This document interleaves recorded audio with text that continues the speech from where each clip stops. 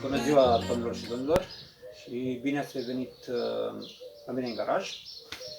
Astăzi o să ne ocupăm de montarea unui catalizator pe mașină, pentru că am luat mașina și avea în locul catalizatorului o țeavă sudată și n-a fost prea bine, să zicem așa. Am fost la ITP cu mașina și mi-a trecut ITP-ul cu acea țeavă, dar nu e bine. Deci nu e bine pentru că ne oprește rarul în trafic, o pune pe stand, vede că este în oxe și nu e bine. Așa că montăm astăzi un catalizator universal. Dacă ați urmărit videoclipurile mele, l-am menționat într-un videoclip anterior, un catalizator de la Bosal, ceramic, rotund, Euro 3 și îl montăm pe mașină. Întregul proces o să dureze ceva timp, dar trebuie făcut, pentru că nu e bine să nu ai catalizator pe mașină. Și hai să vorbim puțin de ce nu e bine să nu ai catalizator pe mașină. În primul rând, pentru mine, catalizatorul reprezintă contribuția mea față de mediul înconjurător și o liniște sufletească, să zicem așa, pentru că nu vreau să contribui la apariția cancerului la plămâni sau alte boli pulmonare. Nu. Acesta este doar punctul meu de vedere, sau mai bine zis, liniștea mea sufletească, pentru că nu poluează atmosfera, dar să vorbim puțin despre rolul general al catalizatorului. Ce este catalizatorul? Este o piesă care ajută la producerea unei reacții chimice, în special. Are în structură elemente prețioase, cum ar fi palladium, rodium, în unele cazuri găsiți și ceva ori pe acolo. Dar nu vă gândiți că găsiți cine știe ce kilograme pe acolo, ne referim la câteva zeci de grame, e de ajuns pentru producerea unor reacții chimice și în special aceste reacții chimice ajută la arderea mai completă a gazelor de evacuare pentru ca mașina să nu elibereze foarte mulți agenți toxici în atmosferă. Simptome când un catalizator este înfundat, după ce motorul se oprește sau crampește accelerația, simți că este mai greoaie pe măsură ce urci în trepte. Puterea, desigur, este redusă. De obicei, un catalizator reduce puțin puterea motorului prin componența lui, prin modelul în care este fabricat, pentru că greunează evacuarea gazelor. Așa. Deci, de aceea mulți, când pun software la mașină, îl dau jos, pentru că este mult mai eficient. Poți să obții o putere mai mare dacă îl dai jos și fără să-ți mai pui problema că să nu se topească sau alte probleme, eu știu. Așa, și după ce motorul tremură foarte tare la relanț când este înfundat. Gen vorbim când este înfundat mai mult de tot, știi? Când, dacă e chiar înfundat absolut tot, motorul sigur se oprește, că n-are cum să evacueze gazele. Așa. Remedii la treaba asta sunt mai multe, simplu îl schimbi. Dacă nu, când ai filtrul de particule, de obicei te duci să-l cureți, ai cel mai bun să-l cureți decât să-l schimbi, pentru că e foarte scump. Filtrul de particule poate să ajungă și la 1000 de euro, cred că mai mult în cazul mașinile mai noi. Da. Și să vorbim puțin despre ce se întâmplă dacă îl ai și ce se întâmplă dacă nu-l ai. De obicei, dacă nu-l ai, mașina trage mai puțin mai bine. Să zicem că mai faci rost de vreo 5 până la 7 cai putere, poate 7 cai putere, așa. Dacă nu-l ai, să zicem pe benzină, s-ar putea să-ți crească puțin consumul, poți să simți mirosul ăla de benzină nearsă, cred. Eu sincer, am pățit-o, se simțea puțin și benzină nearsă, dar se simțeau mai multe noxe, că mirosea foarte urât în urma mea. Așa. Da, cam asta este rolul catalizatorului. La scurt, așa, nu-i fac acum, intru în termeni științifici sau ceva, dar în mare parte asta este rolul catalizatorului.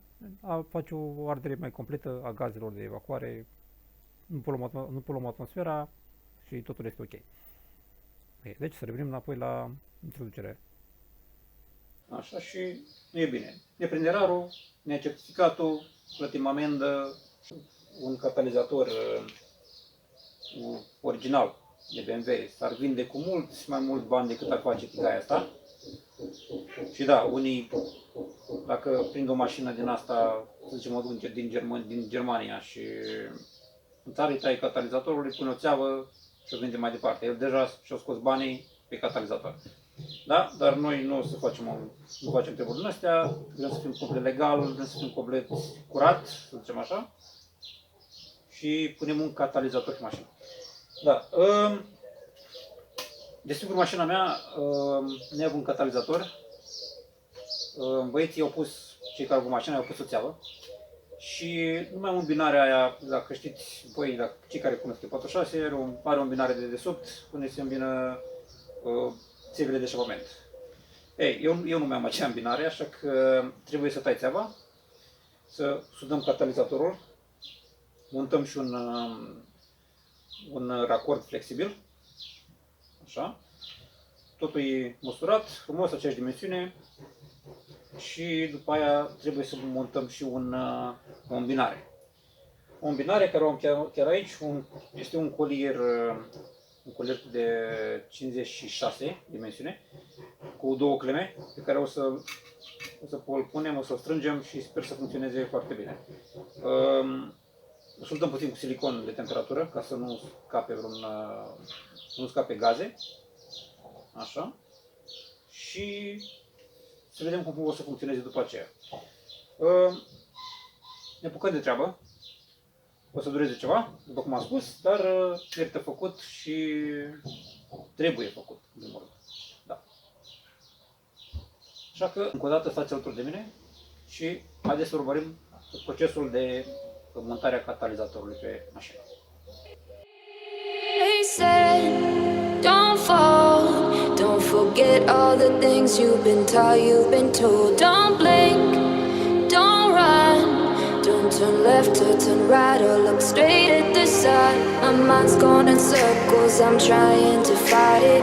Getting these voices inside to stay quiet.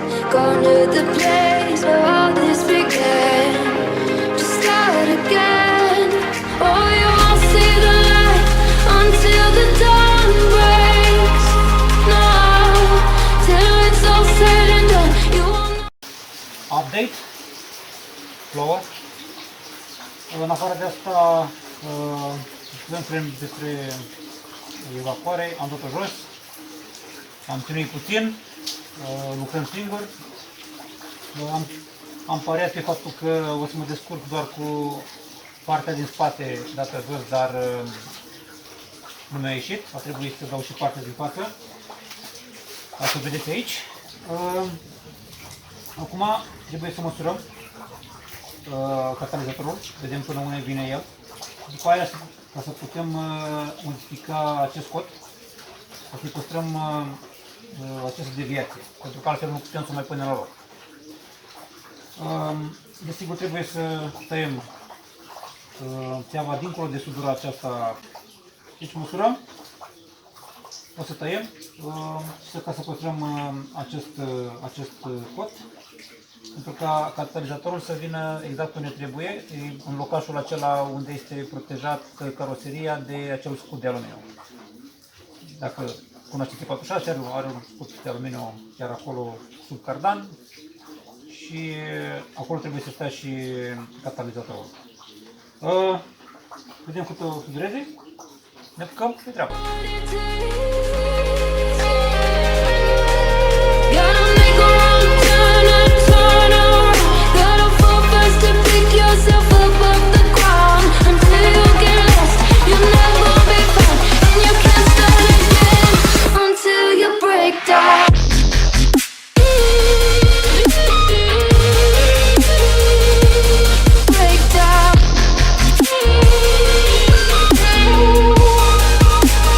Until you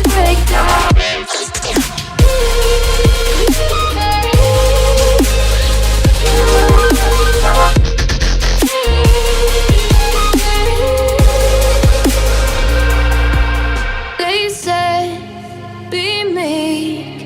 Look beneath the bed before you go to sleep. Keep on, I shine.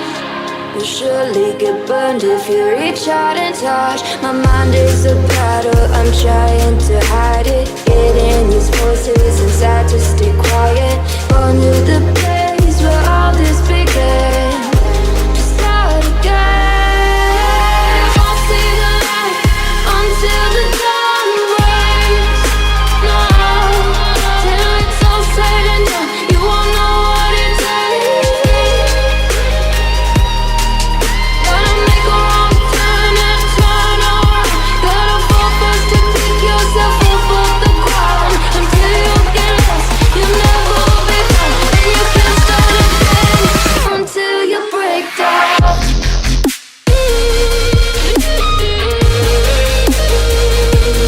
Break down.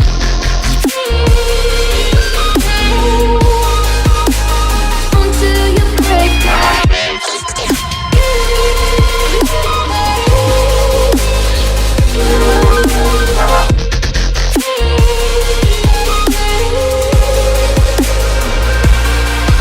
Oh, you won't see the light until the dawn breaks. No, till it's all said and done, you won't know what it takes. Gotta make a wrong turn and turn around. Gotta fall first to pick yourself up off the ground. Until you get lost, you'll never be found. And you can't start again until you break down. Hold on, hold on. You're not lost, you're not lost. Hold on, hold on. You're not lost, you're not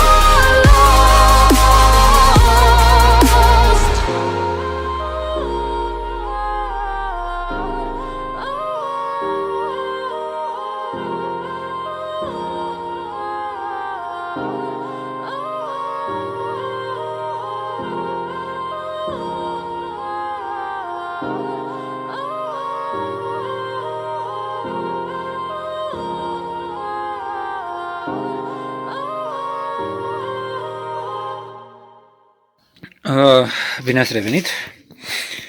Update cu catalizatorul.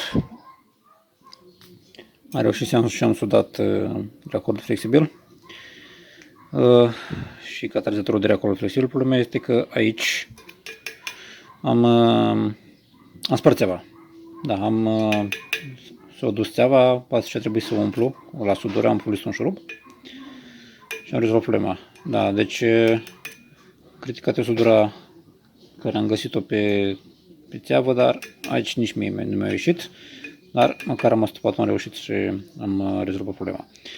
Așa, aici mi-a ieșit mai bine. Aici nu este gaură, în caz de vă întrebați, nu mă interesă ceva, e doar cum s-a ars sudura. Așa, acum lăsăm puțin să răcească. După aia o să măsurăm și ca să, v-am spus, să păstrăm acel cot. Să măsurăm de unde trebuie să tăiem și de unde trebuie să mai resudăm iar și iar. Took a swing at a wrecking ball and I prayed for my downfall and I found a way to reconcile, 'cause in my heart it's not worthwhile. It's a bloody battlefield where some go down, others heal. In the end it's all the same. All you can do is play the game. Oh, do we say goodbye? Refuse to question why. I deserve to say I'm sorry, so lie. Pretend that you're okay. Swear that you will stay. Keep trying for one day. I'm sick of all these lies. Don't care if I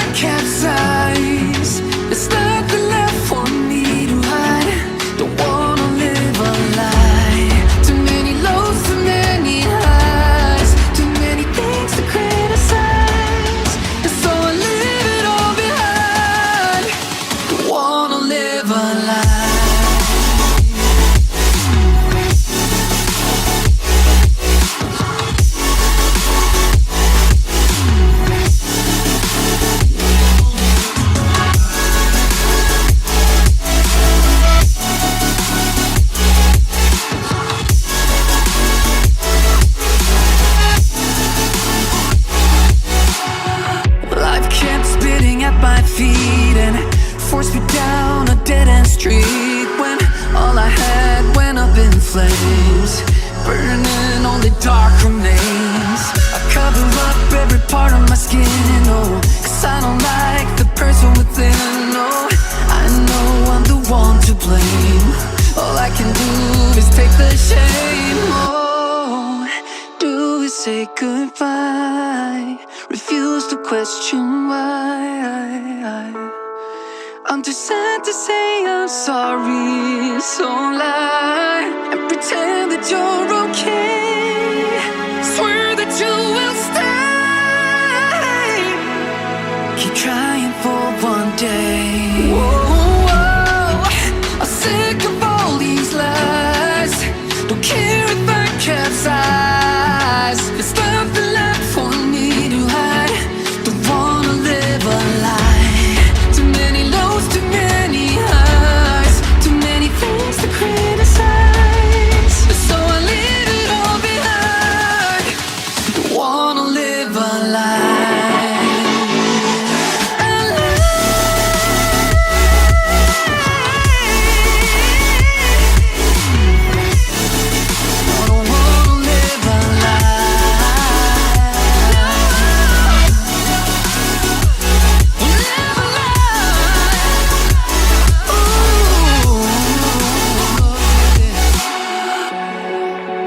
Sick of all these lies. Don't care if I capsize. Oh no. Bine ați revenit. Update cu catalizatorul nostru după o săptămână și jumătate. N-am reușit să termin 100% pentru că au fost ceva furtuni. Mi-au rupt pe acolo, pe la garaj, mi-au rupt relata, mă rog, a fost un pas de inundație pe aici și n-am terminat. Dar măcar l-am montat pe mașină. Am sudat, s-a terminat sudat, l-am montat pe mașină și alte probleme. Când l-am dat câteava din galerie de evacuare de pe chiloasă jos, am rupt două prezoane. Da? Trebuie să fac ceva, vreau să le dau o gaură cu un burghiu de 9 și să fac un filet de 10. Pentru că nu mai am cum să folosesc acel filet din galerie și momentan stă în două prezoane, în două șuruburi. Asta o să urmeze pentru că nu am timp. Munca pe care o fac eu nu-mi permite, câteodată vin și târziu și nu prea am timp să fac prea multe lucruri în timpul săptămânii. Și cum știți, cum am spus, în weekendul trecut și weekendul ăsta am dat iarăși ploi, nu știu, încerc să fac și eu ce pot. Pentru că visul meu e să fac treaba asta și nu să fac munca pe care o fac eu, meseria care o am eu sunt electrician. Pasiunea mea sunt mașinile, încerc să fac și eu, să ajung la visul meu prin intermediul YouTube-ului. Dar vedem, asta e de durată, nu s-a născut nimeni și nu s-a trezit nimeni faimos sau, eu știu, cu posibilitatea să trăiască numai din așa ceva. Dar asta e pasiunea mea și încerc să fac cumva să mă mențin de ea, să mă țin cu dinții de ea și să fac numai acest lucru pentru voi, să încerc să fac mai multe tutoriale, la mai multe mașini. Așa, și să vorbim și despre alte mașini. Am un prieten pe care o să-l invit la o să vă povestească el care a fost treaba are un Audi A3, un nouă, motorul acela BLS și o să vedeți, o să-l invit, o să vorbim puțin cu el și o să vă explice și el cam ce probleme a avut omul când are mașina. Și nu știu, poate fi fost el mai ghinionist, dar a avut ceva probleme cu mașina, a băgat bani cred mai mult decât face mașina și încă mai are de băgat bani. Dar asta o să vorbim în alt video. Momentan aici se termină videoclipul cu catalizatorul, o să urmeze un video, o să filmăm puțin mașina, o să facem câteva ture cu ea. Dar înainte de asta o să avem de schimbat lucruțe de frână, discuri de frână, saboți pe spate, la E46, la cupe, avem de schimbat un scut, răcitorul de la evacuarea gazelor, carter, bloc motor, așa. Mai sunt câteva chestii de schimbat, desigur, să trecem după aia la amortizoare, brațe pe față, brațele laterale la trapez, vreau să le schimb pe toate. Așa, mai avem de pus niște tunuri de aer pe acolo, niște canalele de aer și niște carenaje roți, părțile din față de la bară. Da, mai avem de muncă, de 46, o să urmeze puțină tinichigie. Sper ca vremea să drepte să-mi permită și mie să mă apuc de restul lucrurilor pe care vreau să le fac. Și stați alături de mine. Încerc să postez mai des, v-am spus, nu am putut din cauza vremii. Și încă o dată, dacă vreți să mă ajutați la ceea ce fac, lăsați un like, puteți să dați un share la acest videoclip pe rețelele de socializare. Și dacă vreți să mă susțineți mai mult, dați subscribe, o să mă ajute foarte mult treaba asta. Și stați alături de mine. Încă o dată, eu sunt Zelgadiț și m-am salutat.